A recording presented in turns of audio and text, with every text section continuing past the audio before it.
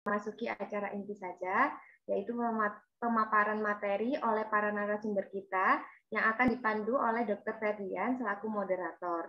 Kepada yang terhormat Dr. Ferdian Ramadan, dipersilakan.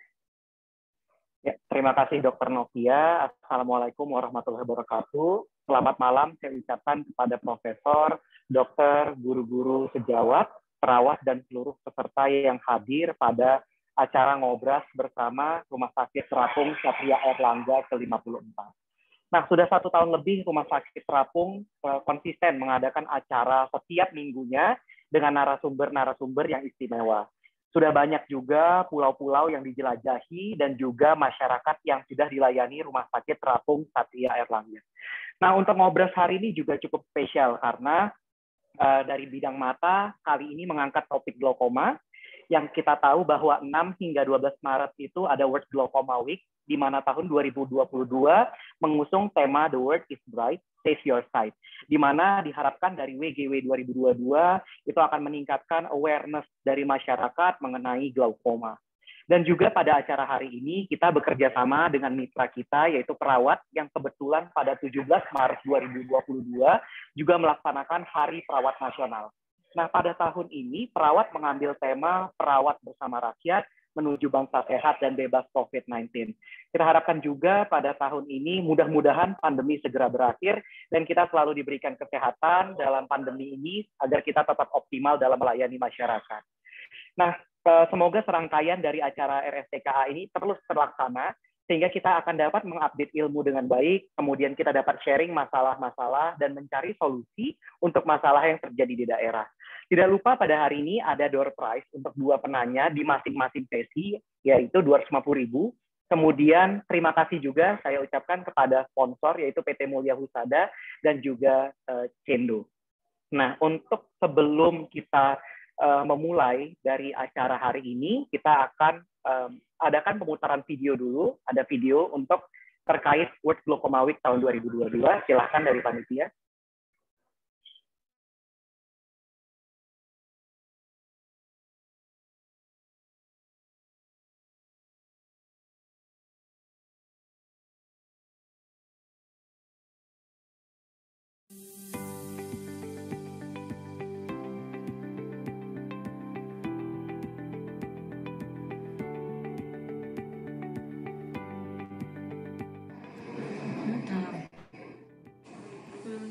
Mengenai tentang penyakit glaukoma itu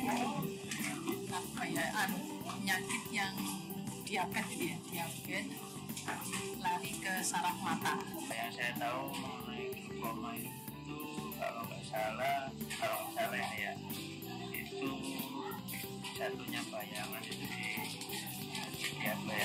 di luar garis normal lah. Nggak tahu. Kurang ngerti. Glaukoma setahu saya itu penyakit di mata di mana terjadi kelainan tekanan bola mata. Glaukoma yaitu satu penyakit yang sering menyebabkan kebutaan pada seseorang. Yang saya tahu glaukoma adalah penyakit mata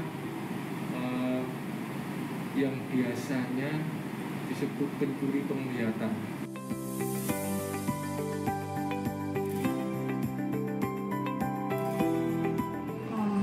Penglihatannya kabur, terus bisa nyeri ada rasa cepat di kepala pusing sama melihat cahaya atau lampu di sekitar lampu ada pelanginya, itu tanda-tanda kalau glaukomanya tekanannya agak naik.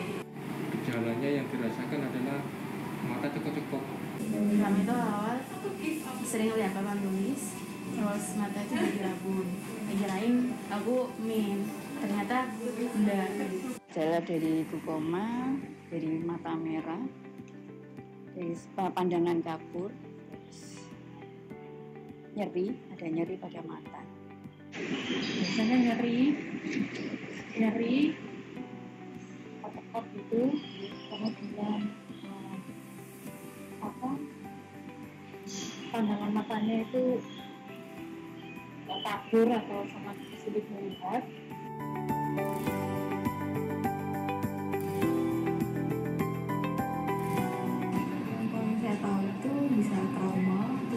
diabetes. Resiko glaukoma biasanya yang paling parah yang kesukaan itu julukannya kata dokter itu pencuri penglihatan katanya sih. Penyakit mungkin katarak, dari sambungan dari penyakit katarak itu. Penyebab dari glaukoma yang saya tahu, saya sebagai orang awam biasanya dari penyakit penyerta komorbid ya, yaitu penyakit gula atau diabetes.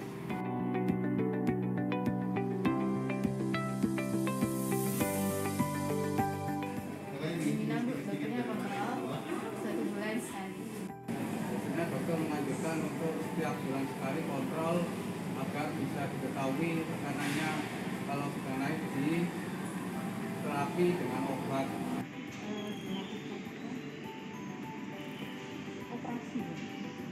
Untuk pengobatannya kan tadi penyebabnya karena penumpukan dari aquasumor, bisa ditetesi oleh cairan tetes pilokarpin, atau mungkin kalau sudah stadium lebih lanjut bisa diterapi dengan laser atau operasi.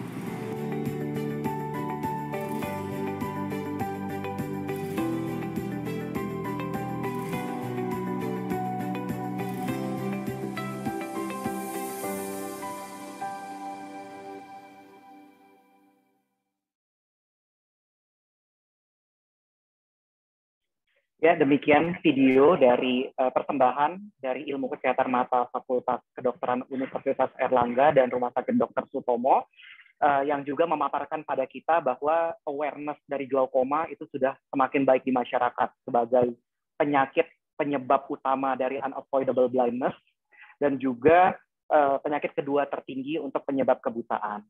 Nah, sekali lagi saya mengingatkan bahwa ada door prize untuk 2 penanya pada hari ini. Terima kasih kepada sponsor PT Mulia Husada dan Cendo. Tak lupa terima kasih kepada Perdami Cabang Jawa Timur. Selanjutnya kita sambut sebuah kata sambutan dari Dr.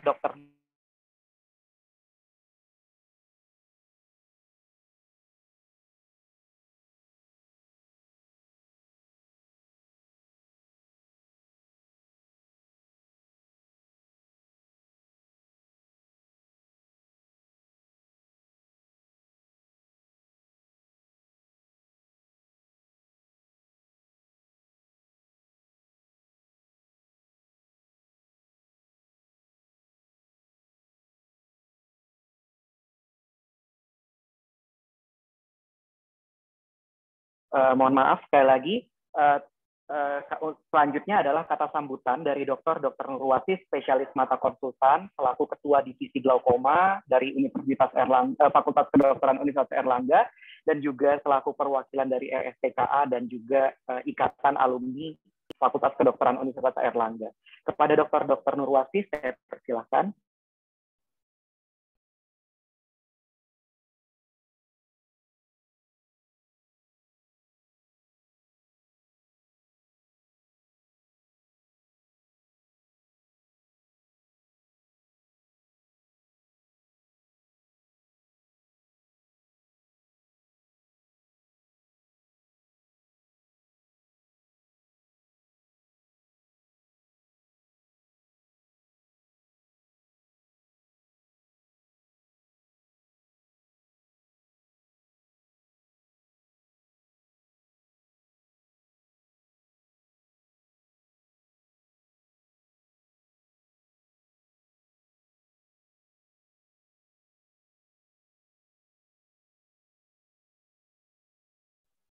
Dari Dr. Nurwasi sepertinya belum ada ya di sini.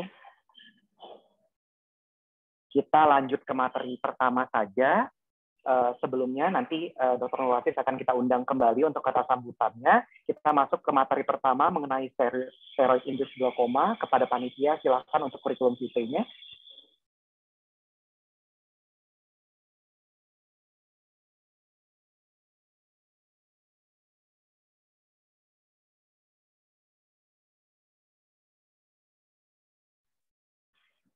Ya, materi pertama akan dibawakan oleh Dr. Evelyn Komarati, spesialis mata konsultan yang menjalani pendidikan kedokteran umum, ilmu kesehatan mata dan juga doktor ilmu kedokteran di bidang ilmu kedokteran di Fakultas Kedokteran Universitas Airlangga, Surabaya. Beliau juga menjalani fellowship glaukoma di Erasmus University Rotterdam, Netherlands 2004, kemudian observership katarak dan IOL di Jinan Center Hospital, Republic of China 2006. Selanjutnya. Dan juga beliau merupakan staf di bagian ilmu kesehatan mata dari tahun 2002 hingga sekarang, menjadi ketua program studi KSM Ilmu Kesehatan Mata pada tahun 2011 hingga 2020, lalu menjadi ketua departemen untuk KSM Ilmu Kesehatan Mata dari tahun 2020 hingga sekarang, dan juga ketua Komisi 3 Kolegium Ilmu Kesehatan Mata Indonesia dari 2020 hingga sekarang. Tanpa berlama-lama lagi, silakan waktu dan tempat kepada Dr. Evelyn Komarati, saya persilakan. Terima kasih Dr. Ferdian. Dr. Nurwasis sudah masuk, mungkin Dr. Nurwasis dulu.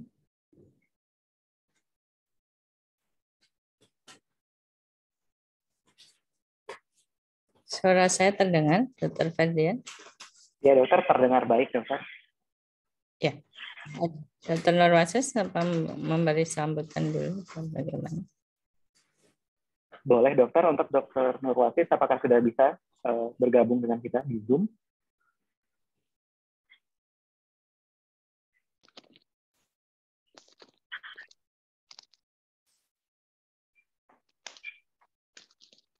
Halo, Assalamualaikum warahmatullahi wabarakatuh. Waalaikumsalam, dokter. Ya. Terima kasih Dr. Evelyn, Dr. Ferdian, Dr. Agus, dan semua Pak Budi Hanggoro ya, dan semua hadirin yang ikut hadir pada malam hari ini ya. Jadi syukur alhamdulillah, meskipun ada sedikit kendala, acara malam ini tetap bisa terlaksana. Semoga ke depan ini diberi kelancaran ya, dan kita semua bisa mendapatkan ilmunya dan kita amalkan. Terus terang, memang glaukoma ini sebagian besar tidak ada gejalanya ya. Dan apalagi pemakaian corticosteroid itu mempunyai kontribusi terhadap terjadinya glaukoma. Oleh karena itu, kewaspadaan terhadap glaukoma perlu kita tingkatkan. Jadi terima kasih Dr. Evelyn, Pak Budi atas sharing ilmunya. Semoga bermanfaat bagi kita semua ya, dari Sabang sampai Merauke yang ikut bergabung pada malam hari ini. Semoga bisa menerima sinyalnya baik dan kita semua sehat di dalam masa yang sulit ini. Terima kasih. Saya dari bagian dari RS3A mengucapkan selamat mengikuti ngobrol santai dengan ahlinya. Terima kasih. Wassalamualaikum warahmatullahi wabarakatuh. Waalaikumsalam warahmatullahi wabarakatuh. Terima kasih banyak Dr. Nurwasis. Semoga tadi menjadi pembukaan untuk materi kita pada hari ini. Dan juga selanjutnya kita mulai materi dari Dr. Evelyn. Kepada dokter saya persilakan.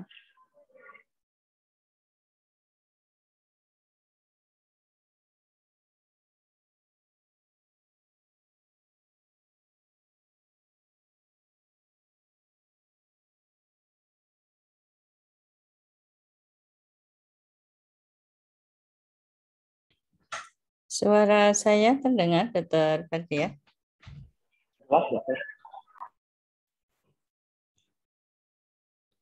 Ya, terima kasih. Assalamualaikum warahmatullahi wabarakatuh. Pertama-tama saya ucapkan terima kasih kepada RSTKA yang memberi kesempatan kepada saya untuk bisa mengisi acara ngobras. Dan seperti disebutkan Dr. Ferdian tadi, kami juga sedang memperingati Pekan Glaukoma Sedunia atau World Glaucoma Week dalam 1 minggu 6 sampai 12 sebetulnya Maret, tapi ini adalah rangkaian acara yang kami lakukan untuk mengisi World Glaucoma Week. Juga terima kasih pada para peserta, para dokter, dokter muda, relawan dari RSTKA, simpatisan, dan para medis semuanya. Mudah-mudahan malam ini kita bisa belajar bersama memahami glaukoma akibat kortikosteroid. Sebelum masuk ke glaukoma akibat steroid, saya mencoba mengingatkan lagi apa sih definisi dari glaukoma. Kita bisa melihat gambar di sini perbedaan antara nervus opticus yang normal dan nervus opticus yang glaukoma. Bentar.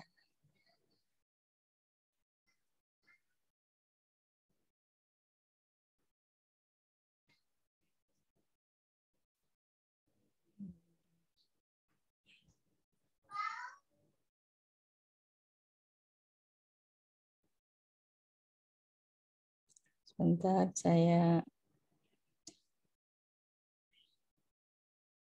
kursornya kelihatan ya, Dr. Ferdian? Terlihat dokter, tapi ini jadinya presenter view. Iya, sebentar. Ini kembalinya gimana ya? End show. Ya. Saya view ya, Dr. Ferdian. Iya dok, sudah. Ya. Jadi definisi glaukoma adalah adanya sekelompok penyakit yang ditandai dengan adanya yang disebut neuropati optik atau glaukomatus optik neuropati yang diikuti dengan gangguan lapang pandangan, di mana tekanan bola mata itu adalah peningkatannya disebut sebagai faktor resiko yang utama. Glaukoma sendiri dalam klasifikasinya dibagi menjadi dua, sudut terbuka dan sudut tertutup. Dan masing-masing ini ada yang disebut glaukoma primer dan sekunder. Glaukoma akibat kortikosteroid ini adalah termasuk golongan glaukoma sudut terbuka yang sekunder. Ini adalah outline yang akan saya sampaikan malam ini. Kita tahu bahwa penggunaan steroid atau kortikosteroid itu sangat sering diresepkan untuk pengobatan beberapa penyakit, terutama yang sekarang cukup banyak adalah kondisi autoimun dan penyakit-penyakit karena inflamasi. Sudah disebutkan di depan, termasuk glaukoma sudut terbuka yang sekunder. Penggunaan kortikosteroid yang menyebabkan glaukoma itu bisa topikal yang terutama, kemudian bisa melalui rute yang lain. Jadi penggunaan steroid di negara kita yang termasuk negara berkembang itu sering tidak rasional, tidak diawasi dengan baik, baik oleh kami sebagai tenaga kesehatan maupun pasien maupun orang-orang awam ya. Dan karena belum ada kesadaran mengenai efek samping dari obat yang digunakan. Steroid responder itu apa? Yaitu individu yang mengalami peningkatan tekanan bola mata setelah menggunakan kortikosteroid. Per definisi kalau bisa disimpulkan di sini adalah peningkatan tekanan lebih dari 5-10 mm merkuri dari baseline. Jadi baseline itu adalah tekanan yang kita ukur sebelum penderita atau seseorang menggunakan steroid. Kategori yang lain dibagi menjadi non-responder, yaitu meskipun dia memakai kortikosteroid, tekanannya tidak meningkat. Tapi hati-hati, sekitar hampir 50% itu menjadi moderate responder atau high responder. Jadi tetap cukup tinggi angkanya, pemakaian kortikosteroid menyebabkan tekanan bola mata yang tinggi. Ini bisa mengenai segala usia dan prevalensinya secara penelitian belum banyak. Jadi masih belum jelas berapa sih sebetulnya prevalensi glaukoma akibat penggunaan steroid. 46-92% itu pasien-pasien yang memang sudah glaukoma itu jika diberi kortikosteroid dikatakan 95% dari pasien POAG itu tekanannya menjadi lebih tinggi. Ya, ini juga sering dipakai ya pada anak-anak biasanya menderita namanya vernal keratokonjungtivitis atau konjungtivitis alergi kalau orang awam bilang. Matanya merah, gatal sekali, kita bisa melihat di sini ada bentukan kecil-kecil ini di sekitar limbus yang disebut Horner Trantas dot. Kelopak matanya kalau dibalik itu ada cobblestone atau papiler, hipertrofi papiler. Biasanya pasien-pasien ini diberikan kortikosteroid jangka panjang tanpa pengawasan yang baik atau pasiennya sendiri membeli kortikosteroid itu secara bebas di apotek. Ini adalah penelitian yang mendukung. Secara patofisiologi sebetulnya mengapa tekanannya tinggi? Sebagian besar teori menyatakan bahwa penyebabnya adalah di daerah outflow atau trabecular meshwork. Kita bisa melihat di sini terjadi stabilisasi membran lisosom dan akumulasi glikosaminoglikan yang terpolimerasi pada daerah trabecular meshwork. Juga ada perubahan morfologi selnya. Kemudian ada sumbatan partikel kristal steroid dan ada glukokortikoid yang mengganggu aqueous outflow. Dan yang terakhir adalah pengaruh genetik. Faktor resikonya apa saja? Satu, genetik. Yang kedua, usia. Bisa yang sangat muda atau usia tua ya yang diberikan steroid. Penyakit lain misalnya diabetes tipe 1 dan kondisi matanya sendiri. Miopia tinggi atau trauma atau adanya keradangan pada mata. Rutenya sering ditanya sama pasien. Itu kortikosteroid yang bagaimana yang diberikan yang menyebabkan tekanan tinggi? Sebagian besar adalah yang topikal. Jadi tetes mata itu yang sering dipakai dan bisa dibeli bebas di apotek-apotek. Yang lainnya adalah rute periokuler, kemudian intravitreal. Jadi kalau intravitreal itu biasanya seorang dokter mata ada penyakit mata tertentu, terutama retina yang kita menggunakan kortikosteroid langsung disuntikkan di dalam bola mata yaitu corpus vitreus. Ini adalah penelitian yang mendukung. Sistemik kalau diminum secara oral apakah juga meningkatkan? Ya, dikatakan memang lebih banyak yang topikal, tapi oral pun juga pemakaian jangka panjang akan meningkatkan tekanan bola mata. Rute yang lain yang sering adalah penderita asma biasanya memakai inhalasi, itu juga akan menyebabkan peningkatan tekanan bola mata. Ini adalah jurnal pendukung penelitian perubahan TEO pada penggunaan kortikosteroid secara sistemik. Peningkatan tekanan bola mata dan faktor lainnya adalah bagaimana potensi steroid itu sendiri. Steroid itu bermacam-macam. Yang potensinya cukup tinggi menyebabkan tekanan bola mata yang meningkat adalah prednisolon dan dexamethasone.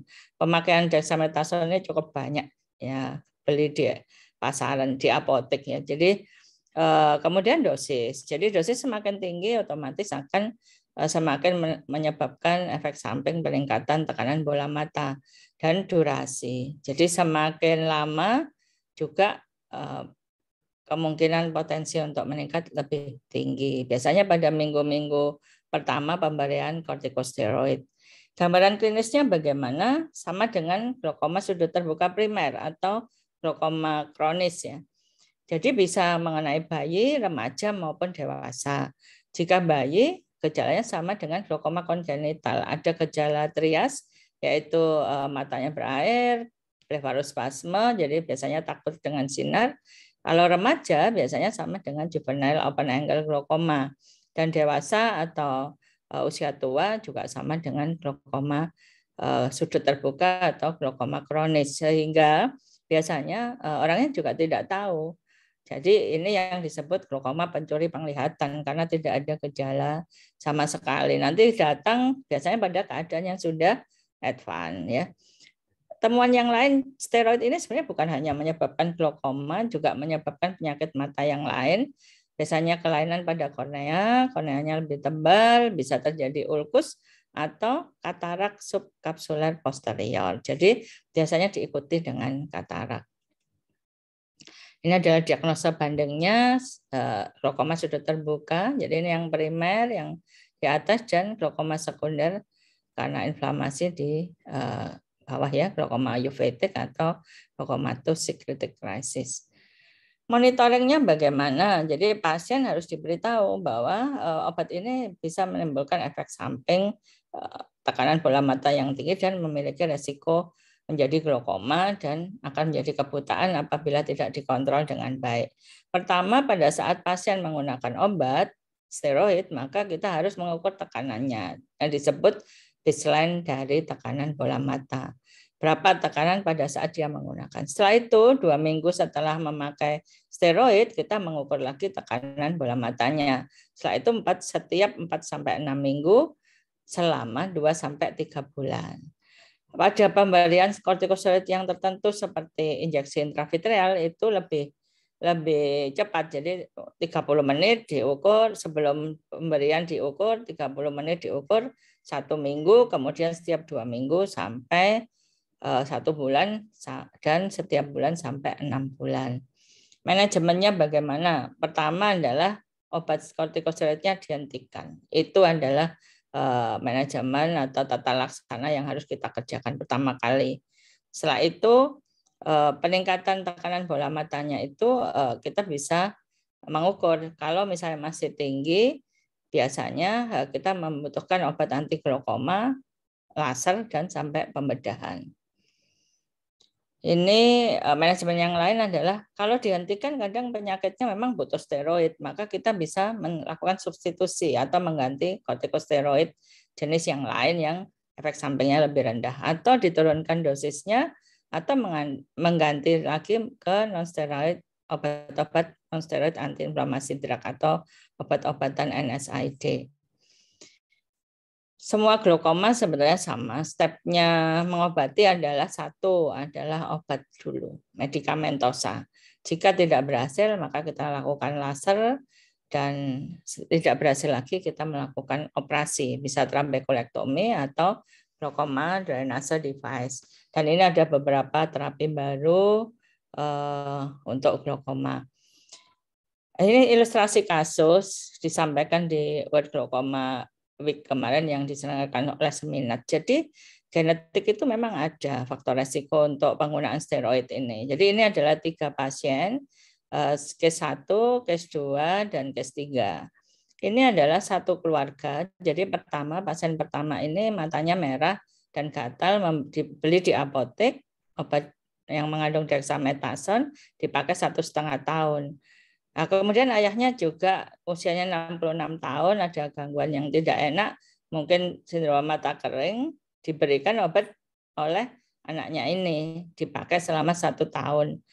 Dan ini adalah saudara yang lain yang lebih muda dengan konjungtivitis vernalis, gatal dan merah, dan diberikan juga oleh ayahnya dan tantenya dan saudaranya ini obat yang sama. Dan 3 orang ini menderita glaukoma industeroid atau glaukoma yang disebabkan kortikosteroid, dan 2 orang mengalami kebutaan dan harus dilakukan obat, terapi medikamentosa, dan operasi. Jadi ini satu keluarga, dan sebenarnya banyak sekali ditemukan di klinik di polimata anak-anak usia SMP, SMA yang datang sudah mengalami kebutaan, dan penyebabnya adalah pemakaian tetes mata kortikosteroid. Kesimpulan dari presentasi malam ini adalah waspada penggunaan kortikosteroid, harus tepat indikasi, dan kita mengetahui jenis dan rute pemberiannya bagaimana. Jangan lupa mengukur tekanan baseline pada saat pasien mulai menggunakan steroid. Setelah itu diukur follow up tekanan bola matanya pada 2 minggu setelahnya, dan setiap 4-6 minggu selama 2-3 bulan. Penanganan glaukoma akibat steroid ini harus cepat dan tepat untuk mencegah progresivitas dan kebutaan. Ini adalah referensi yang dipakai. Terima kasih pada para PPDS yang membantu saya. Ini adalah kegiatan kami dalam Pekan Glaukoma Sedunia. Terima kasih, semoga bermanfaat.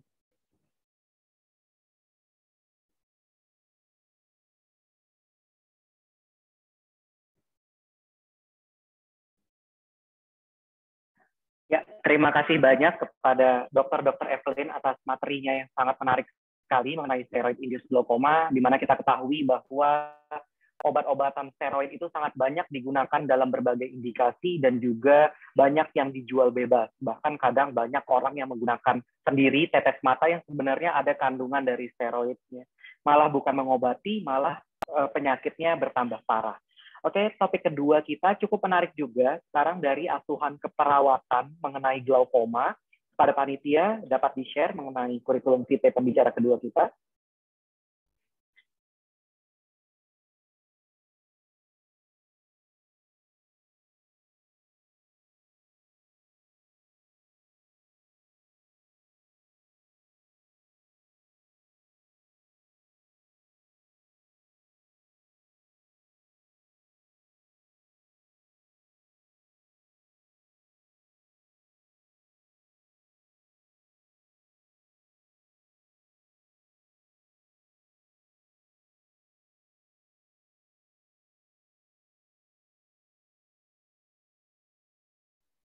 Saya mengingatkan kembali kalau pada acara ini nanti akan ada pertanyaan dapat di-share di kolom chat.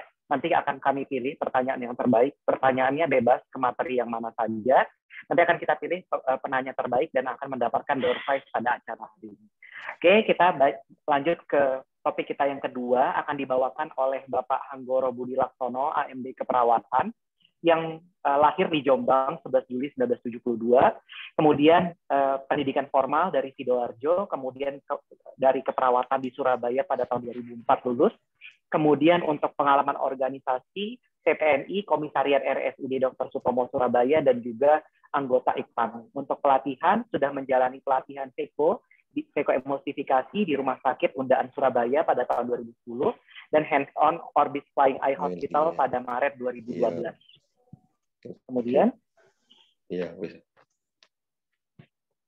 untuk riwayat pekerjaan dari Pak Budi sendiri, awalnya pada tahun 93 di ruang bedah Aster, kemudian dari 2004 hingga 2008 di ruang Melati, dan penanggung jawab ruang tindakan mata pada 2008 hingga 2015, hingga sekarang menjalani jabatan sebagai Wakil Kepala Ruang Melati tahun 2015. Ruang Melati sendiri merupakan ruang rawat inap mata di Rumah Sakit Umum Dr. Sutomo, sehingga Pak Budi pasti sudah sangat banyak pengalaman mengenai penggunaan obat mata dan juga perawatan untuk pasien mata. Oke, kepada Pak Budi, waktu dan tempat kami persilahkan.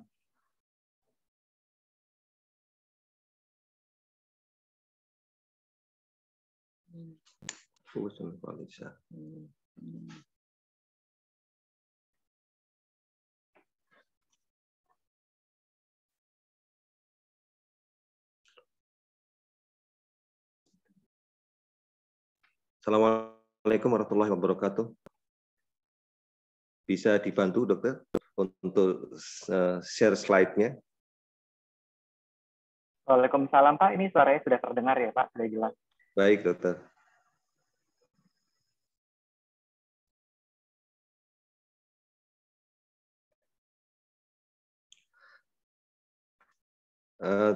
Pertama, saya ucapkan terima kasih untuk Dr. Nurwasis, spesialis penyakit mata, sebagai Ketua Divisi Glaukoma Rumah Sakit Dr. Sutomo dan bagian RSTKA. Terima kasih juga untuk Dr. Evelyn Komarati, spesialis mata konsultan, yang memberikan kesempatan kepada saya untuk berbicara pada malam ini. Dr. Amel, bisakah dibantu untuk share slide nanti ya? Hari ini saya akan membawakan tentang asuhan perawatan pasien dengan glaukoma.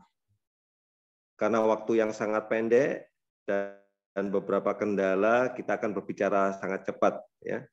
Mata adalah jendela dunia ya. Sebagai glaukoma sebagai pencuri penglihatan perlu dilakukan antisipasi tindakan keperawatan maupun kedokteran dengan cepat dan baik. Untuk itu diperlukan pengetahuan keterampilan dari perawat supaya dapat imbang dengan apa yang diharapkan oleh dokter untuk menyembuhkan pasien dengan glaukoma. Lanjut.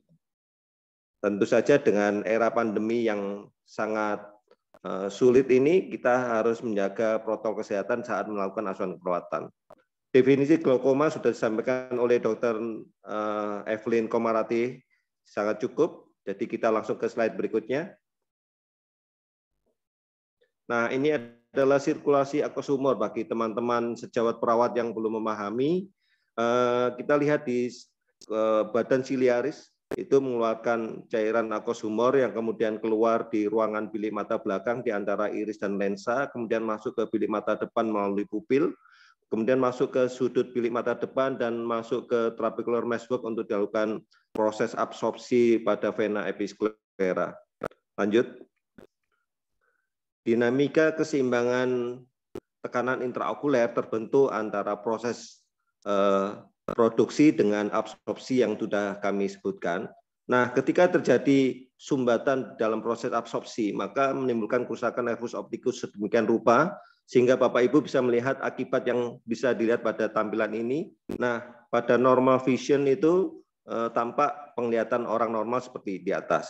Sedangkan pada glaukoma akan muncul penglihatan yang awalnya seperti yang gambar di bawahnya, kedua dan ketiga yang sudah tampak. Lanjut. Pengkajian glaukoma meliputi faktor risiko yang tadi sudah disebutkan, ada miopia, riwayat keluarga dengan glaukoma, usia tua biasanya di atas 40 sampai 60 tahun lebih banyak, kemudian wanita dan ras Asia juga cukup banyak. Pada glaukoma akut ditandai dengan mata merah, nyeri, sakit kepala yang hebat, kadang-kadang disertai dengan mual muntah, penglihatan kabur yang mendadak, serta melihat adanya pelangi di sekitar sumber cahaya atau kita sebut dengan halo.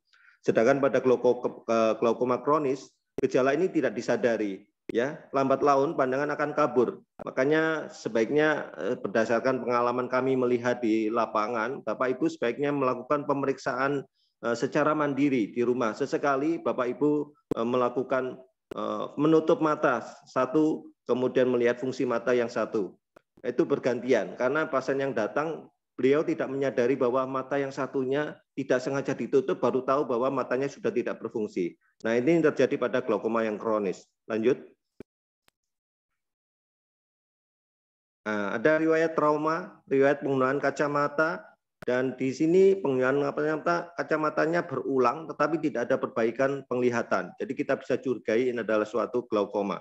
Riwayat penyakit sistemik tadi sudah dijelaskan. Di sini ada diabetes mellitus, kemudian adanya hipertensi dan penyakit autoimun, terutama dengan riwayat penggunaan steroid jangka panjang. Di samping itu adalah penyakit asma, gangguan irama jantung dan sebagainya.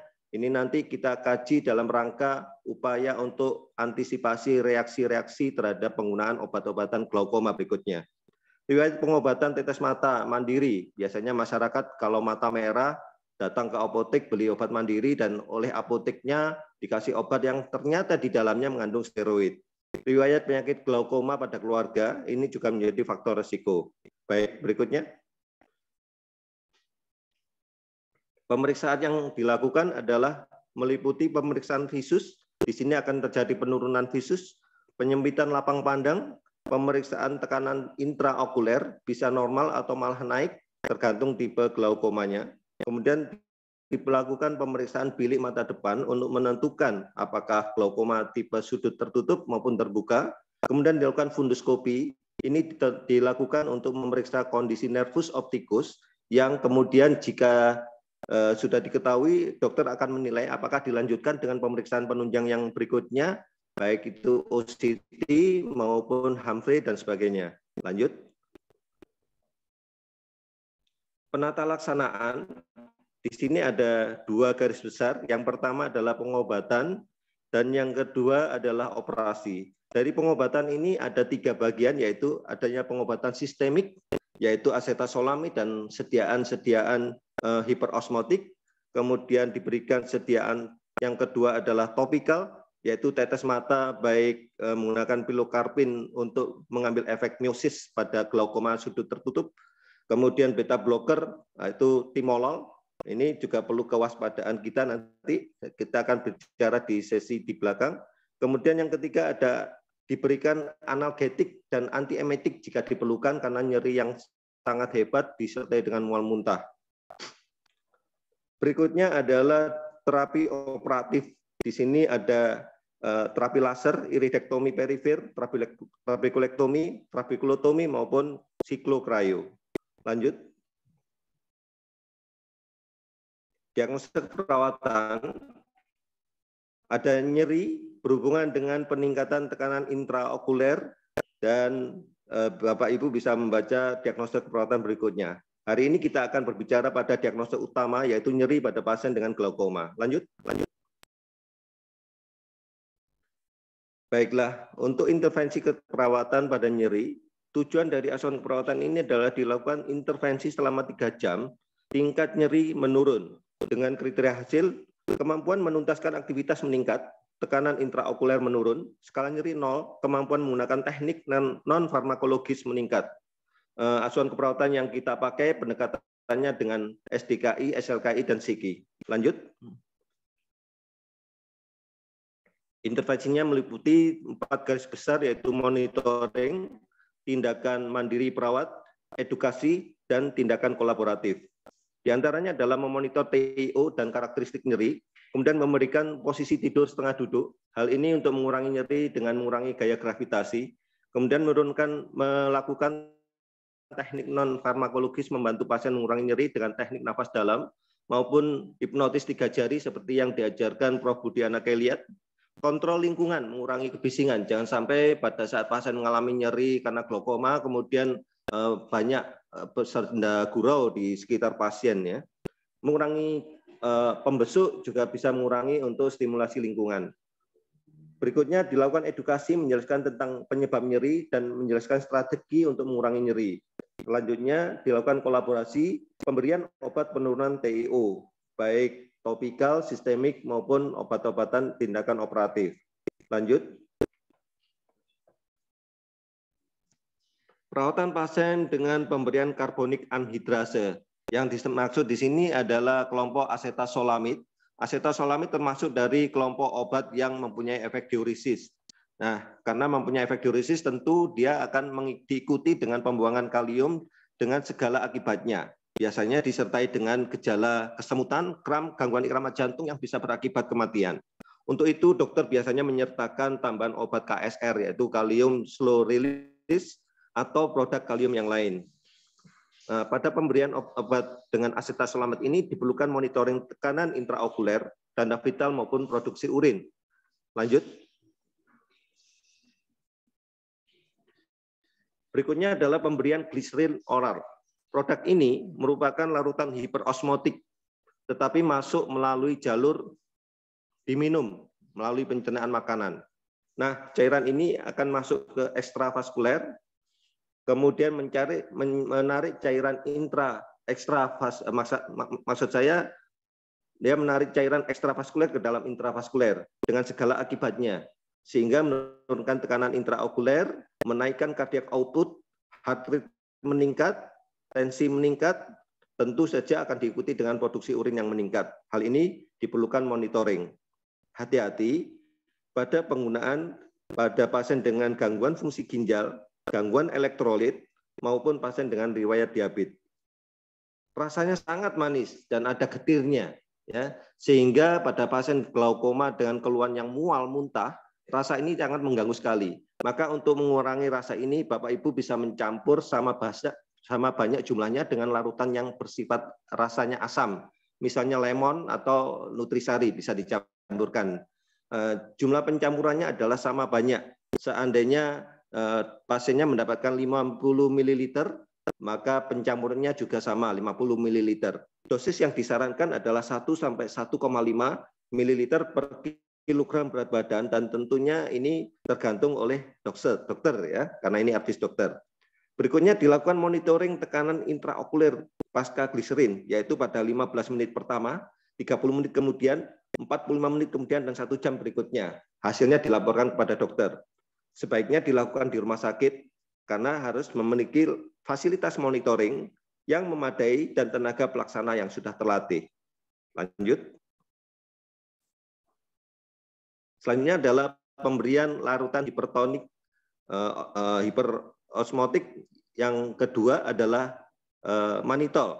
Manitol ini dilakukan pemberiannya melalui parenteral, yaitu dipasang infus, Nah, karena sudah masuk melalui pembuluh darah, maka dia langsung didistribusikan ke seluruh jaringan tubuh tanpa melalui proses absorpsi di pencernaan makanan.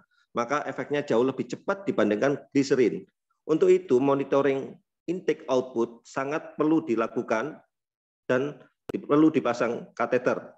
Berikutnya, dosis yang disarankan adalah 1,5 sampai 2 gram per kilogram berat badan, diberikan dalam 30 sampai 60 menit.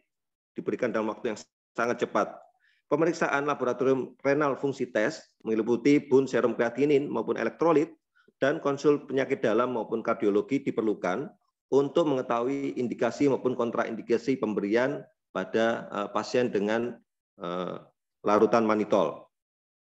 Dilakukan monitoring vital sign, intake output, tekanan intraokuler maupun keluhan pasien. Lanjut. Terakhir adalah cara pemberian tetes mata. Ini penting sekali Bapak Ibu karena tetes mata ini akan diberikan sampai di rumah dan sepanjang waktu dilakukan oleh pasien.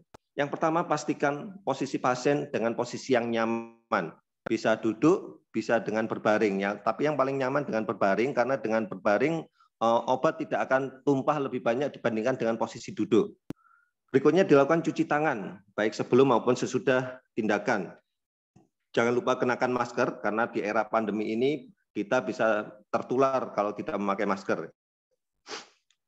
Berikutnya baca etiket obat dengan benar ya, sesuai dengan pedoman penggunaan obat. Kemudian jelaskan bahwa akan diberikan tetes mata, tujuannya apa. Kemudian bersihkan kotoran mata dengan cotton bud.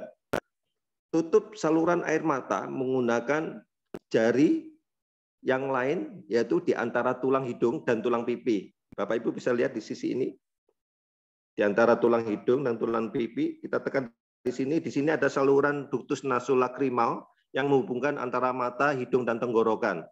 Kenapa harus ditutup? Karena yang pertama untuk mengurangi resiko obat itu masuk ke dalam tenggorokan.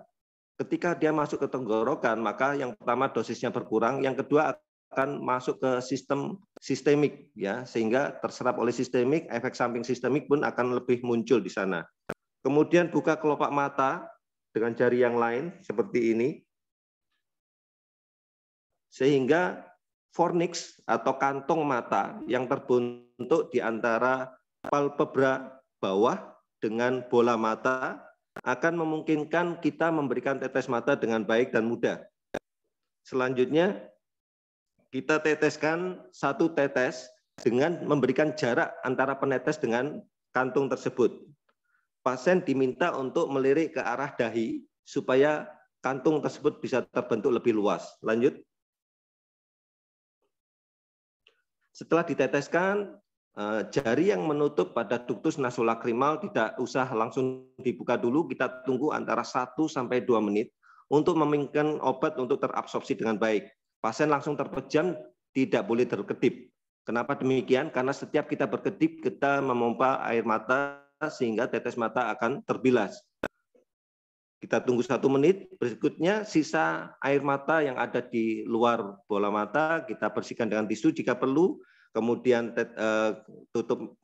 penutup dari tetes mata kita tutup sedemikian rupa, kita bereskan dan cuci tangan. Dahulukan tetes mata dibandingkan dengan salep mata. Lanjut.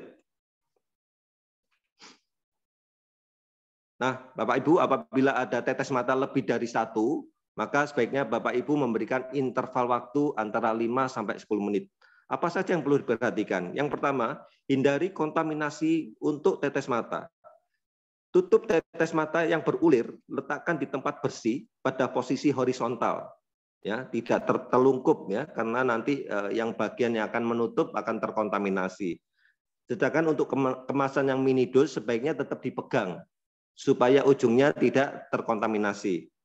Ujung menetes tidak boleh tersentuh. Berikan jarak yang cukup dengan mata saat meneteskan. Pisahkan tetes mata dengan kemasan lain yang mirip dengan tetes mata untuk menghindari cedera pada pasien. Berikan tetes mata dengan waktu yang sama. Nah, untuk membuat waktu yang sama, buatlah kesepakatan membuat jadwal bersama dengan pasien supaya kita tahu kebiasaan pasien. Sehingga ini akan tercapai kebiasaan pemberian tetes mata yang tepat waktu.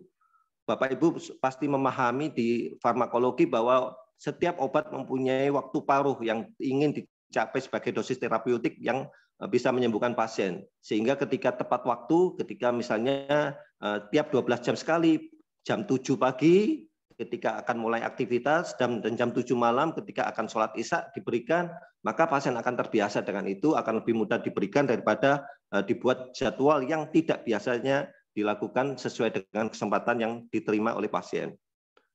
Lanjut. Maaf Pak Budi, waktunya tinggal 2 menit lagi ya. Baik, video tidak usah dibuka. Bapak Ibu bisa melihat video ini pada link yang sudah tertera di bawah.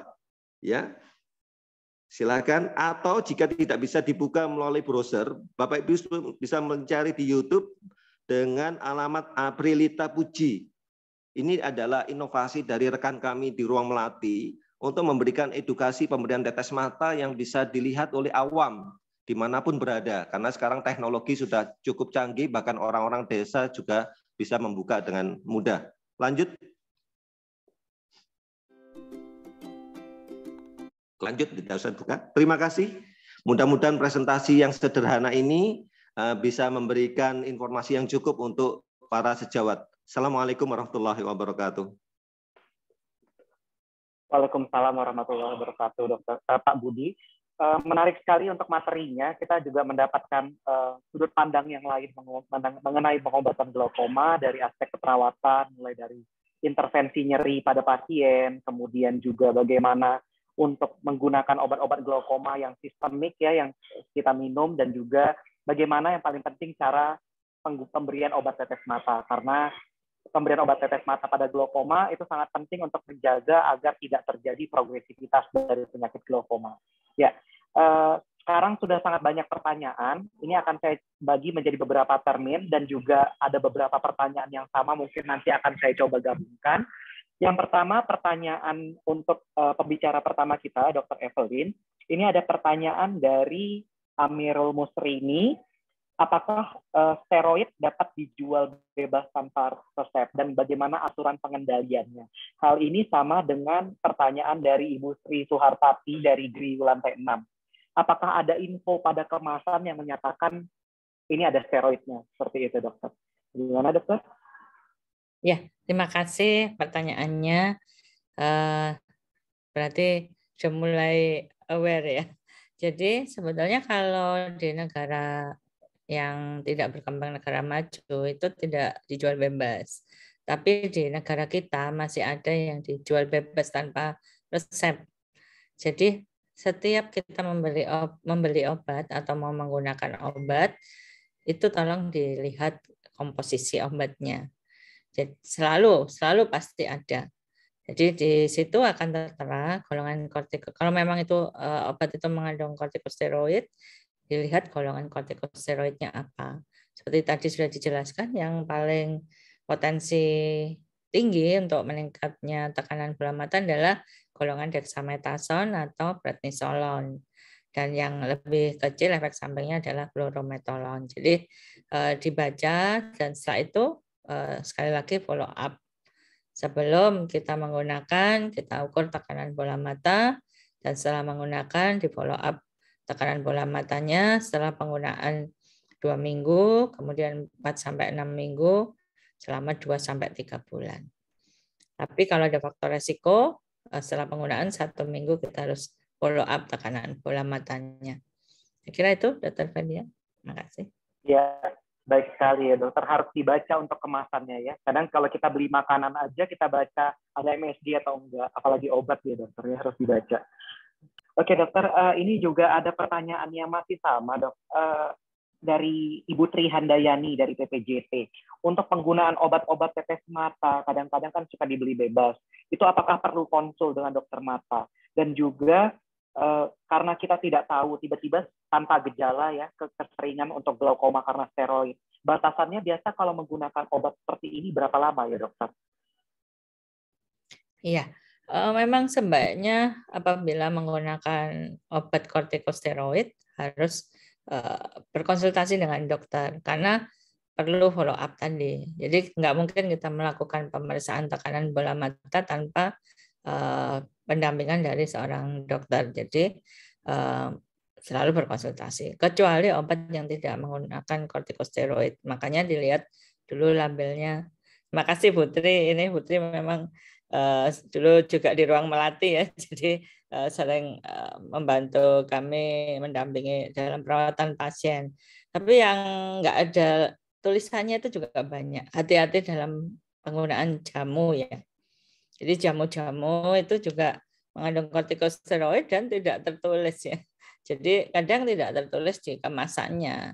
Tapi sebetulnya saya dulu juga bertanya-tanya kenapa jamu tidak ditulis. Sebetulnya dari kalau kita meramu jamu itu dari empon-empon segala macam itu juga kalau salah dalam penggunaan atau pembuatannya itu juga akan menimbulkan kortikosteroid juga ya. Jadi itu aja, kalau yang tertera labelnya jelas itu jelas, tapi kalau yang tidak tertulis itu memang kurang jelas. Berapa lamanya? Memang follow up-nya 2 minggu ya. Jadi kalau penggunaan 1 minggu itu biasanya masih cukup aman. Setelah lebih dari itu ya harus dievaluasi lagi. Itu Dr. Ferdian.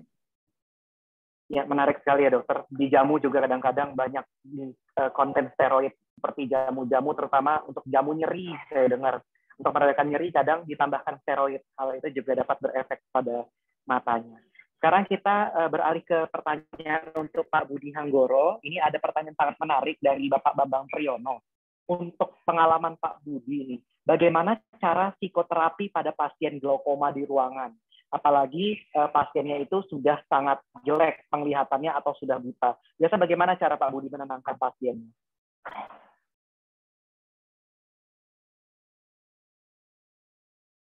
Mohon maaf Pak Budi, suaranya masih mute.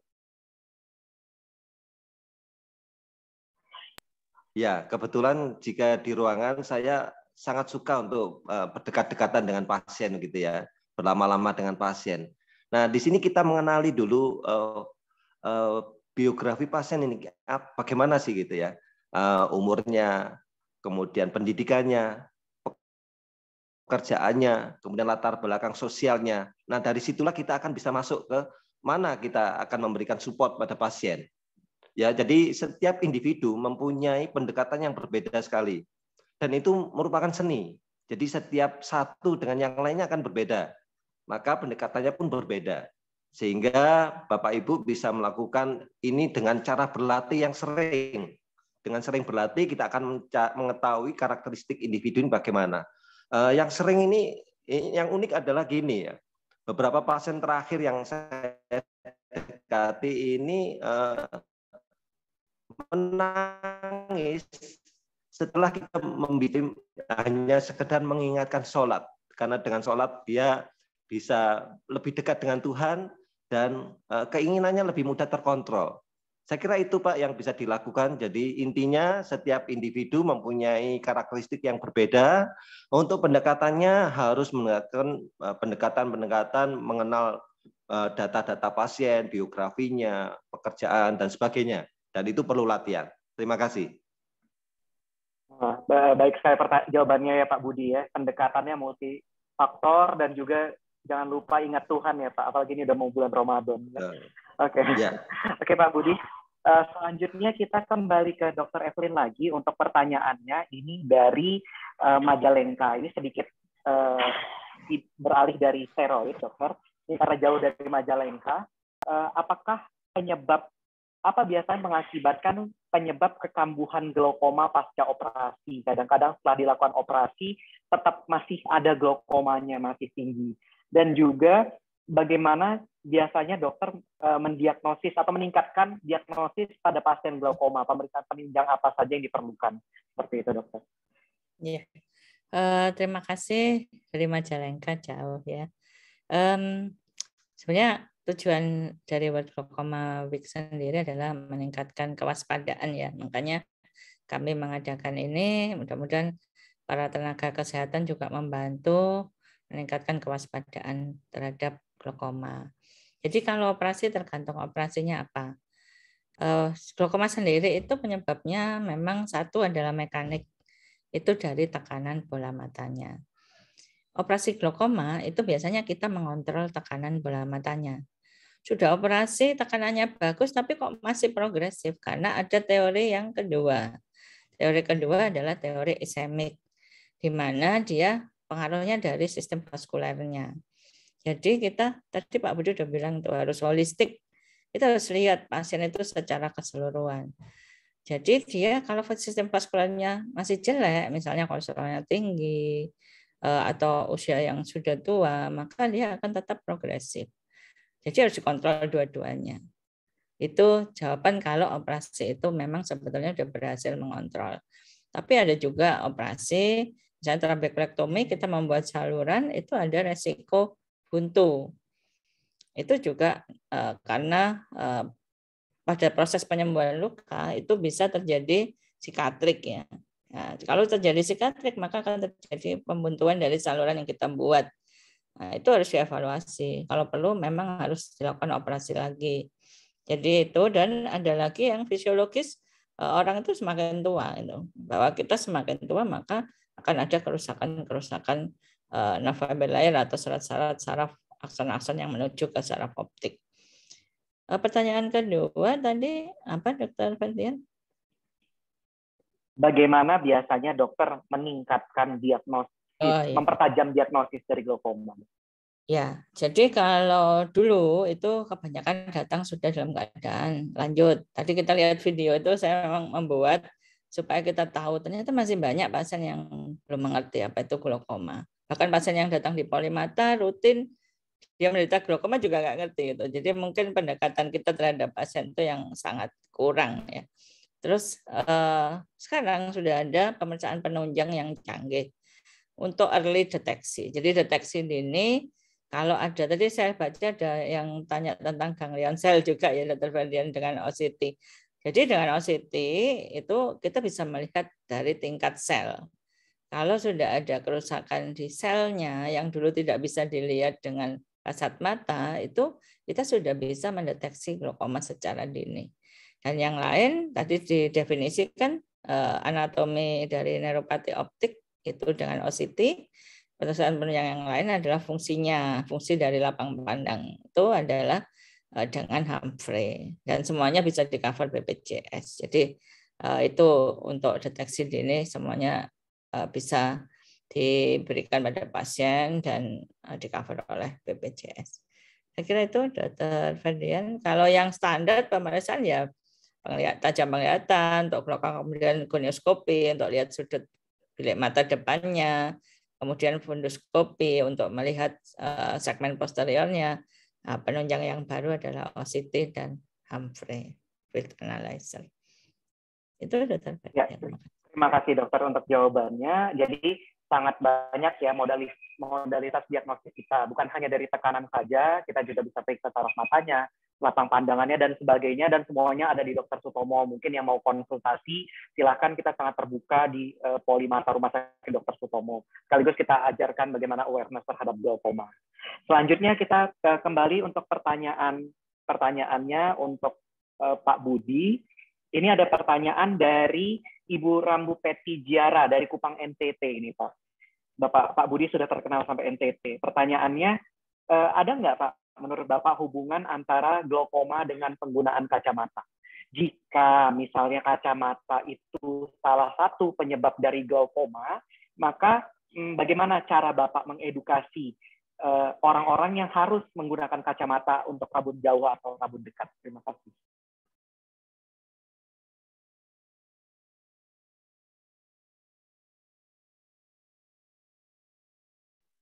Pak Budi mungkin di-unmute dulu Pak, silakan.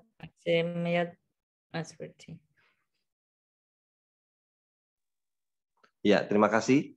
Jadi yang kita maksud dengan penggunaan kacamata ini adalah pada saat kita menganamnesa pasien, pasien ini seringkali berganti kacamata, namun dia tetap kabur. Maka edukasi yang kita lakukan adalah Bapak Ibu ketika perlu koreksi kacamata, maka sebaiknya tidak langsung datang ke optik, apalagi beli di pasar itu ya. Biasanya masyarakat itu seperti itu, kita beli di pasar. Padahal penilaian kelainan penglihatan ini sangat perlu supaya Bapak Ibu bisa diketahui ini gangguan penglihatannya karena faktor yang mana. Organ penglihatan mulai dari kornea, bilik mata depan, iris, lensa, sampai ke nervus optikusnya akan dinilai. Untuk itu, nasihat yang saya sampaikan kepada pasien adalah bukan untuk tidak memakai kacamatanya, tetapi sebaiknya melakukan pemeriksaan ke dokter mata supaya mendapatkan koreksi kacamata yang terbaik sesuai dengan kelainan anatomi yang diterima oleh pasien.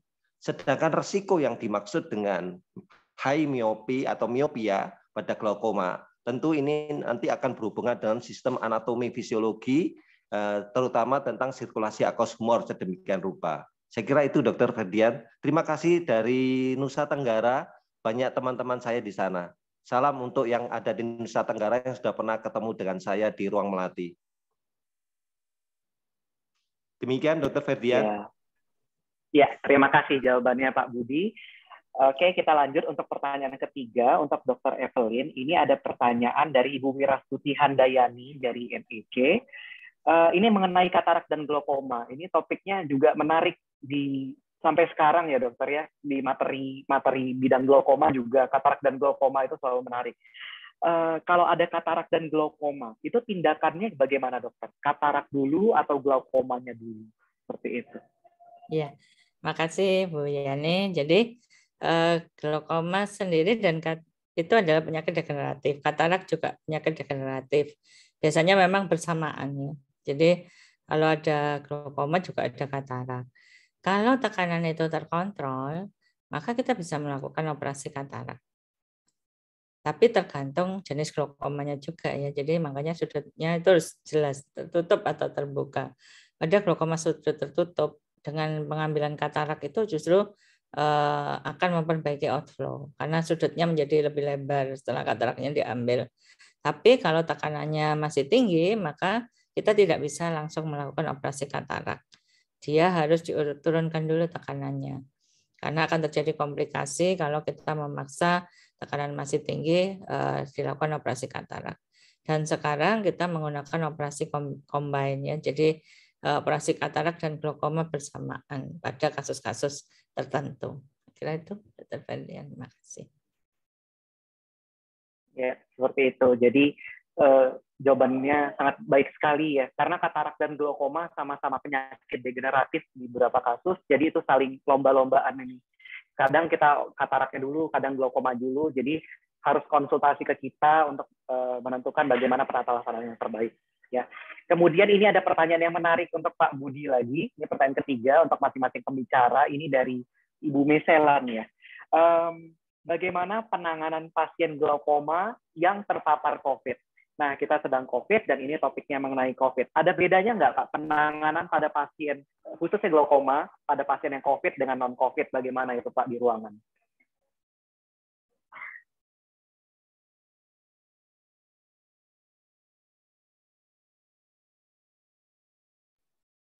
Bapak, mohon maaf di-unmute lagi, Bapak. Baik, kebetulan ruangan kami pernah dijadikan ruang perawatan COVID. Tetapi kebetulan yang ada di sana adalah pasien-pasien tanpa gangguan sistem penglihatan. Jadi ketika pasien sudah dipindahkan ke bagian isolasi COVID yang di sana, maka dokter-dokter yang di bagian kesehatan mata melakukan tindakan untuk melakukan rawat bersama di ruang isolasi COVID. Saya kira ini bidangnya kedokteran ya, bagaimana pasien dengan COVID diperlakukan, apakah pengobatannya sama atau tidak. Kalau menurut kami yang perawat tentu penanganannya sama. Penanganannya sama, obat-obatan anti glaukomanya tetap kita berikan, tetapi tentu saja menggunakan protokol kesehatan sangat ketat ya, karena di ruang isolasi kami harus menggunakan hazmat dan waktunya kita bagi sedemikian rupa dengan shift yang ada, jumlah personel yang sangat terbatas, dan itu seni di dalam bekerja. Ya, seni di dalam bekerja. Sekali lagi tentu akan ada kolaborasi antara dokter, perawat, kemudian apoteker di dalam seni merawat pasien di dalam ruang isolasi. Terima kasih. Ya, terima kasih untuk Pak Budi. Susah ya untuk pasien COVID, kita sering sekali yang sudah kita persiapkan untuk operasi ternyata positif COVID sehingga penanganannya tertunda. Tapi kita harapkan kalau untuk obat-obat glaukomanya tidak tertunda, tetap dijalankan. Kita bagaimana caranya tetap harus kita komunikasikan agar tidak terjadi progresivitasnya. Ya, tapi kalau untuk pemberiannya dari Pak Budi seperti itu, mungkin pakaian kita ekstra ya Pak ya, banyak perlindungannya supaya kita juga tidak terpapar karena pasien sehat, dokternya juga harus sehat, seperti itu. Ya, kita kembali lagi, ini sudah masuk sesi kedua pertanyaan untuk Dr. Evelyn lagi. Ini ada pertanyaan yang menarik dari Winda Calida, ya Ibu Winda Calida. Beliau ada pengalaman penggunaan steroid jangka panjang karena penyakit kulit. Tapi kalau diberikan jangka panjang dengan steroid itu, karena obat kulit banyak sekali yang steroid, dia mengalami glaukoma. Nah, bagaimana dokter untuk mengatasi dua masalah, dua dilema itu? Ya, memang salah satu, Bu Winda, terima kasih pertanyaannya. Memang salah satu penyebab yang sering adalah topikal itu bukan hanya tetes mata ya, satunya adalah kulit. Bahkan kita untuk kosmetik juga ya, biasanya mengandung kortikosteroid meskipun kecil. Jadi ya memang harus follow up tekanan bola matanya, Ibu. Kalau pemakaian jangka panjang, dan harus konsultasi dengan dokter kulitnya karena untuk mengganti tadi kalau misalnya memang itu menyebabkan glaukoma yang bisa dilakukan substitusi tadi, jadi mengganti dengan golongan kortikosteroid yang lain yang efek samping terhadap tekanan bola matanya lebih kecil, kemudian menurunkan dosisnya atau konsentrasinya. Jadi kortikosteroidnya bisa mungkin kalau awalnya 0,1 menjadi 0,05 misalnya atau 0,025, 0,02 ya. Jadi diturunkan dosisnya. Jadi yang memilih adalah dokter kulitnya. Memang ada penyakit-penyakit yang kita tidak bisa melepas kortikosteroid, yang bisa adalah menggantinya. Saya kira itu, dan jangan lupa follow up tekanan bola matanya. Dan itu memang harus diganti ya. Nah, kalau tidak bisa diganti, ya berarti kolaborasinya dokter kulit dan dokter mata. Karena tekanan bola mata yang tinggi itu bisa diturunkan dengan obat. Jadi tergantung mana yang lebih penting. Kalau memang penting sekali harus memakai kortikosteroid, maka kita bermain di obat-obatan untuk menurunkan tekanan bola matanya. Begitu, Dr. Ferdian. Mudah-mudahan jelas ya. Terima kasih, dokter. Ya, jelas sekali, dokter. Ya, itu menjawab ya, juga pertanyaan untuk Bapak Jimmy Hisam ya, bahwa seluruh obat steroid rutenya bagaimanapun itu dapat meningkatkan tekanan bola mata, bukan hanya obat tetes mata. Dan juga kalau misalnya ada seperti itu ya yang membutuhkan steroid, kita dapat konsultasi dua bagian itu untuk menemukan solusi bagaimana adjustment atau penyesuaian dari steroid yang diberikan. Nah, ini pertanyaan menarik lagi untuk Pak Budi ini dari Ibu Reni Iman AMK. Bagaimana Bapak mengedukasi anak-anak agar tidak berkedip selama 1 menit ataupun menutup ya punktumnya itu, menutup pada anak-anak baru sebentar aja udah menangis sementara obat harus diberikan, tapi kita tidak pengen efeknya itu kemana-mana gitu. Biasa Pak Budi gimana caranya Pak?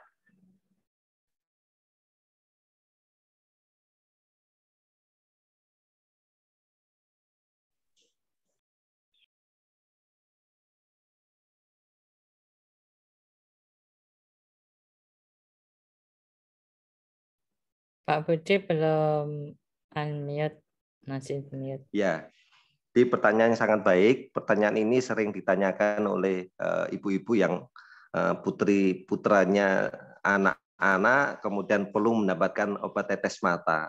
Maka yang pertama dilakukan, kita mengenali jiwa anak-anak.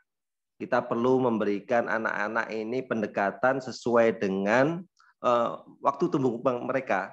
Anak-anak biasanya kalau dia masih fase bermain, maka sebaiknya perawatnya bawa mainan sesuatu. Tentu datang dengan senyuman ya, jangan dengan marah-marah, Pak saya sudah sakit. Maka kemudian berikutnya kita berikan edukasi dengan cara menjelaskan dengan baik bahwa obat tetes mata ini akan diberikan untuk menyembuhkan sakitnya. Tentu saja ini dengan pendekatannya berbeda, setiap anak akan berbeda. Nah, ketika anak masih belum bisa, yang jelas jangan memberikan tetes mata ini dengan paksaan. Karena dengan pemaksaan ini anak akan mengalami trauma psikologis. Sehingga perlu pendekatan antara perawat, orang tua, dan anak sendiri yang tentu saja tetap itu berlaku individual, tidak sama setiap orang. Ya, jadi Bapak Ibu bisa melakukan dengan teknik yang individual untuk setiap pasien anak. Sehingga pasien ini akan bisa diberikan. Bagaimana kalau masih belum bisa? Ya, masukkan tetes mata tersebut di antara lipatan mata. Insya Allah sebagian akan masuk dengan cara apa? Ductus nasolakrimalnya tetap harus kita tekan. Sehingga insya Allah obat masih bisa masuk sesuai dengan targetnya. Saya kira demikian, Bu. Terima kasih. Mungkin ada saran dari Dr. Evelyn. Iya, mungkin ini kalau pada anak itu juga bisa pada saat tidur. Ya, jadi pada saat tidur dalam, terutama kalau bayi lebih gampang ya. Jadi pada saat tidur kita buka pelan-pelan, kita teteskan. Memang anak itu sulit, tadi Pak Budi sudah bilang harus sabar ya. Kalau marah biasanya di belakang ya Pak Budi. Marahnya ditahan, nanti kalau sudah sampai belakang baru kita diskusi. Tapi ya itu kalau saya triknya salah satunya adalah pada saat anak itu tidur. Jadi kalau saya mau memeriksa pasien-pasien dengan glaukoma kongenital itu biasanya saya paskan waktu tidurnya. Jadi dia tidurnya itu jam berapa, ibunya janjian dengan saya. Dan di situ saya bisa memeriksa dengan baik dan ibunya juga diajari pada saat tidur kita bisa meneteskan obat atau salep mata yang diberikan untuk anak-anak. Terima kasih Pak Budi, jawabannya bagus. Terima kasih juga dokter. Ya, terima kasih jawabannya dokter. Ini juga menarik karena bukan cuma anak-anak ya dok, karena pasien glaukoma juga kadang-kadang sudah lanjut usia. Kalau anak-anak mungkin kita susah penanganannya. Kalau orang yang lanjut usia mungkin lebih susah pemberiannya gitu dok. Kadang lupa, mereka juga lupa memberikan. Itu bagaimana dokter tipsnya? Bagaimana apakah obat glaukoma itu dibuat sedemikian mungkin supaya pasien ingat gitu dok? Betul. Jadi glaukoma itu kalau sudah yang usia lanjut ya, saya sering pasien datang dengan tekanan sangat tinggi. Setelah saya tanya, saya tuh banyak belajar dari Pak Budi ya, kalau sabar itu memang. Saya tanya betul, ternyata orang tua itu tinggal di rumah sendirian. Jadi dia tidak bisa memasukkan obatnya dengan tepat. Nah, biasanya saya bilang pada keluarga, ini harus ditunggu. Jadi tidak bisa, orang-orang glaukoma itu kebanyakan kan tunnel vision. Jadi dia meneteskan obat itu juga nggak bisa. Setelah keluarga ada yang menunggu, ada yang meneteskan, kontrol lagi tekanannya sudah normal ya. Sudah turun itu. Jadi cuman jangan kesusu mengganti obat atau mengatakan obatnya nggak cocok. Kadang-kadang holistik itu yang kita sering lupa, apalagi pasien-pasien glaukoma yang seumur hidupnya memakai obat ya.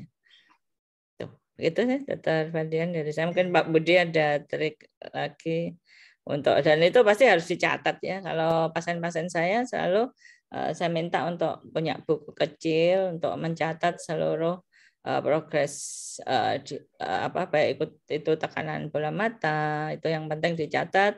Kemudian obat itu saya beri catatan kecil, ada jam-jam yang harus tertentu untuk obat-obatan glaukoma itu ditulis. Jadi pagi jam 7 obat apa saja, misalnya 2 macam obat, setelah itu nanti jam 7 pagi, jam 7 malam apa. Kalau untuk mengingat, ya dikasih waktu-waktu yang gampang diingat, misalnya setelah sholat subuh, sebelum sikat gigi mau tidur, itu. Jadi ada waktu-waktu yang gampang, karena orang tua juga kadang pelupa ya. Nah, yang sekarang juga HP itu kita bisa pakai alarm ya. Minum obat jam 6, saya ini juga udah mulai tua ya, udah punya cucu. Kadang saya obat juga saya alarm itu, apalagi pasien-pasien kita ya yang mungkin pokoknya tidak bisa sendiri, memang pasti harus ada orang yang mendampingi. Begitu Dr. Ferdian. Mungkin Pak Budi ada tambahan? Ya.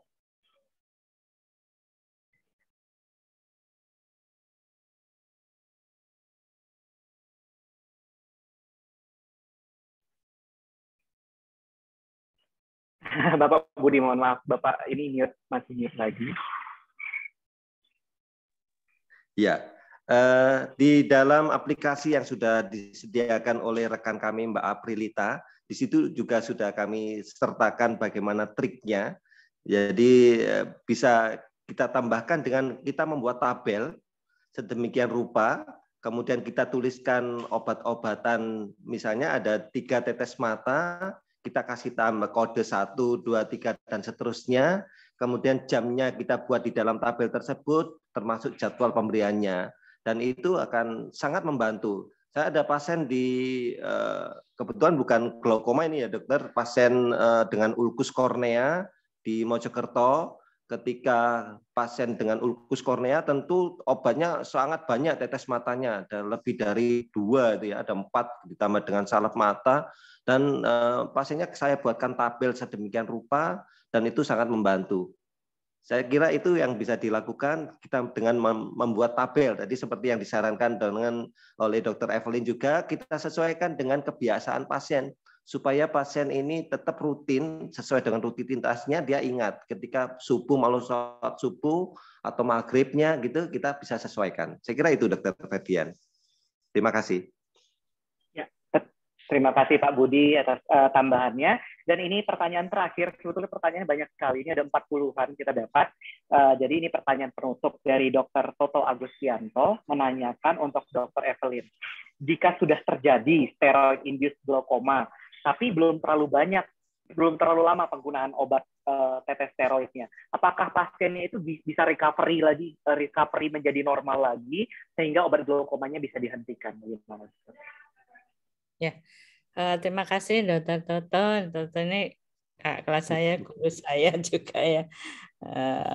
Jadi kalau pasien dengan steroid induced glaukoma itu kita bisa melihat sebetulnya efek sampingnya itu munculnya itu cepat atau tidak. Pada saat dia cepat itu kita juga bisa menghentikan dengan hasil yang cukup cepat juga. Tapi pada saat pelan-pelan cukup lama dia baru naik, nah, itu biasanya juga butuh waktu yang agak lama. Bisa sampai 4 minggu kita tunggu. Nanti kalau memang tekanannya turun, ya obat yang kita berikan diturunkan pelan-pelan. Tetapi ada sebagian, tidak banyak sebetulnya, sebagian kecil dari steroid responder ini juga tidak berhasil dengan menghentikan steroid. Karena kerusakan pada trabecular meshwork. Kalau sudah terjadi damage atau kerusakan dari trabecular meshwork, maka pilihannya adalah laser atau operasi selain obat-obatan.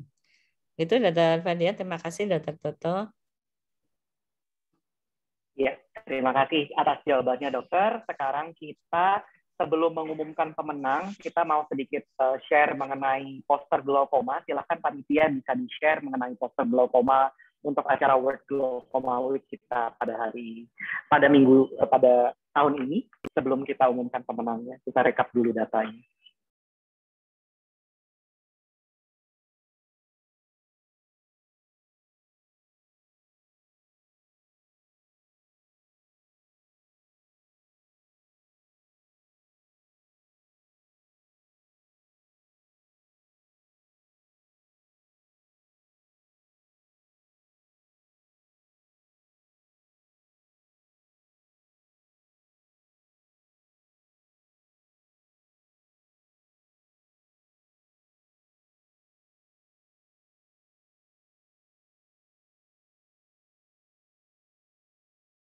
Ya, sekali lagi untuk panitia.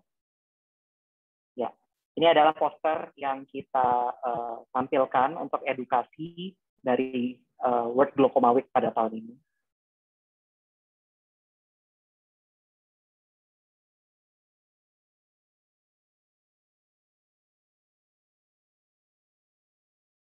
Silakan.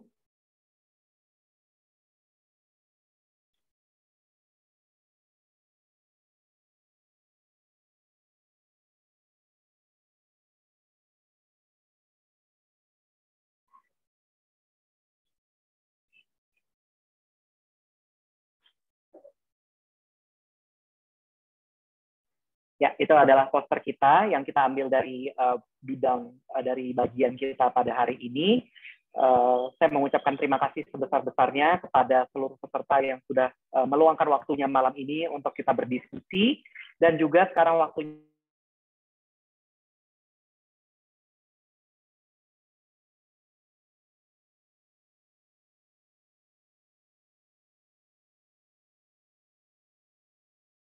hubungi nomor yang ada di kolom chat ya. Ini saya share untuk nomor yang dapat dihubungi, bersiap-siap dan bisa langsung di-share siapa pemenangnya untuk malam ini.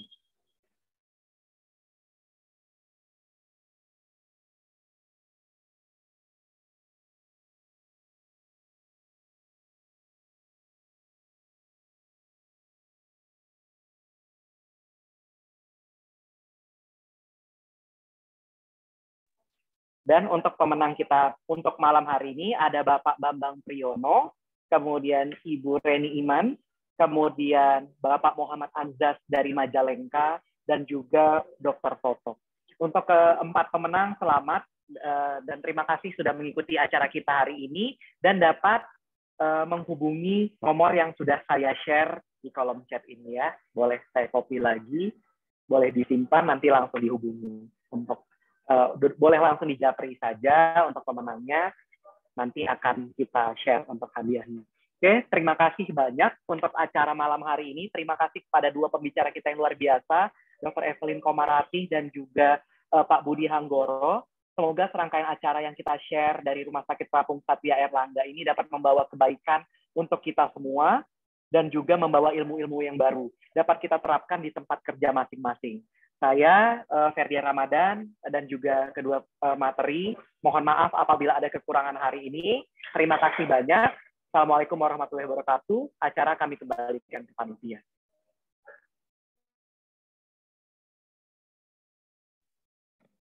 Terima kasih banyak, Dr. Evelyn dan Pak Hanggoro, Pak Hanggoro Budi atas materi yang telah disampaikan, dan terima kasih banyak juga kepada Dr. Ferdian Ramadan selaku moderator kita pada malam hari ini. Terima kasih untuk teman-teman peserta yang sudah bergabung dan mengikuti sesi ngobras malam hari ini dari awal hingga akhir. Semoga banyak ilmu yang didapatkan dan diaplikasikan untuk kehidupan sehari-hari. Teman-teman yang ingin menonton siaran ulang, silakan mengunjungi YouTube RS Terapung Satya Airlangga dan bisa juga mengikuti update